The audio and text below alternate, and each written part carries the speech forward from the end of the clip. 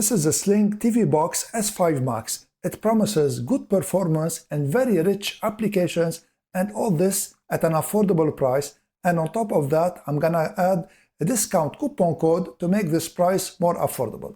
So in this video, we're gonna verify the claims of Sling TV Box, and also we're gonna verify its hardware, we're gonna touch on its content, and also I'll be verifying its speed with a benchmark test, and I'm gonna show you how to set it up. So let's start first by showing you what comes in its box. So let's open the package and see what comes in the package. In this small package, you have everything you need to set up the box and to connect it to the internet, and you can start enjoying the content you want whenever you want. So you have a power adapter, USB-A to USB-C power cord, the Sling TV box, an Ethernet cable if you need it. The TV box also can connect with Wi-Fi, some documentation, a remote control, and an HDMI cable. Let me show you the ports of this TV box. So this is the power input, and the good thing about it is that it is USB-C, unlike other TV boxes that have a conventional DC input. This is the Ethernet port that is 1 gigabits per second, HDMI out that is 2.1, and this is the AV out. And on the side of the TV box, you have two USB ports. The pinhole is to reset the TV box in case you need to, and this is the TF card input. Once you connect the TV box to the power, it will guide you through the setup, and it is wizard driven and it is very easy. Here you have a disclaimer notice. If you want to read it, go ahead and read it, and you need to select agree. Of course, you need to put two AAA batteries in the remote before. So here I'm gonna select agree. And because the TV box is not connected with an Ethernet cable, it will prompt you to connect to your Wi-Fi network. So here I'm gonna connect to my Wi-Fi network. And here it is asking you to allow it to always reconnect to this Wi-Fi network. So select allow, and the network will be connected. Now you need to select next, and then select finish. And this is everything you need to do for the initial setup of the TV box. Now, of course, you need to go into the proprietary app store of this TV box and install its proprietary applications to enjoy all its content. Let me show you some tips now so that you enjoy your TV box to the max. Go to settings by pressing the settings shortcut button on the remote control, and then go to device preferences. The first thing you need to do is to go to date and time and make sure that the time zone is correct so that the EPG will be correct. So go to set time zone, and here select your time zone. When you select your time zone, go back and back again.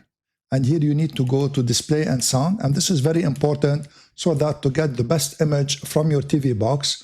So go to advanced display settings, choose HDMI output mode, and by default the TV box comes on 1080p 60 Hz. So here my screen can accommodate 4K display. So we need to put the TV box in auto mode so that it will detect the highest display possible, and it will be displaying in this highest resolution. So let's go to HDMI output mode and show you that now it went to 4K display, which is much better than the 1080p, of course.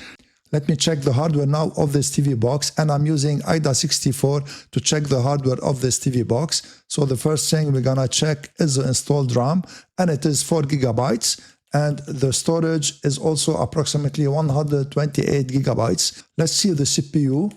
And the CPU is also the ARM Cortex-A53. So let's see the display now. And the display is also the Mali G31. So we still need to check the Android version of this TV box, and it is Android 12. So the specifications of this TV box are exactly like the Superbox S6 Ultra, but it is much cheaper than the Superbox S6 Ultra. Let's now go and check the performance. Now I am running the Slingshot 3D Mark benchmark test, and this is to see the speed of this TV box. And at the end, I'm gonna compare the speed to the Superbox S6 Ultra because these two TV boxes have similar hardware. And the Sling TV box scored 422 points, and this is almost exactly like the Superbox S6 Ultra that scored 421 points. And this is a very good score for the Sling TV box. Content-wise, this TV box has very rich content in all languages, whether it is live content or whether it is on-demand content. Now, one thing that struck me in this TV box is that it doesn't have the Google Play Store, and I find this to be weird, and I don't like it, frankly, in this TV box. Now don't forget that I've put a coupon code for you in the description. If you want to get this TV box and you use this coupon code, you'll get a good discount and I'll get a small percentage, but this is at no cost to you and this will support my channel. Now what I like about the Sling TV box is that it has USB-C port for its power. Also I like its rich content, and what I also like about it is that it has good hardware at an attractive price. Now what I don't like about it is that it's remote control, it's not Bluetooth, and also it's not Wi-Fi, and it doesn't have voice control. And also while I was operating it, it got stuck sometimes despite its good hardware, but I just gave it a couple of seconds and it resumed on its own. If you like this video, please share it, subscribe to my channel, and give this video a thumbs up. I would really appreciate it. I want to thank you all for watching.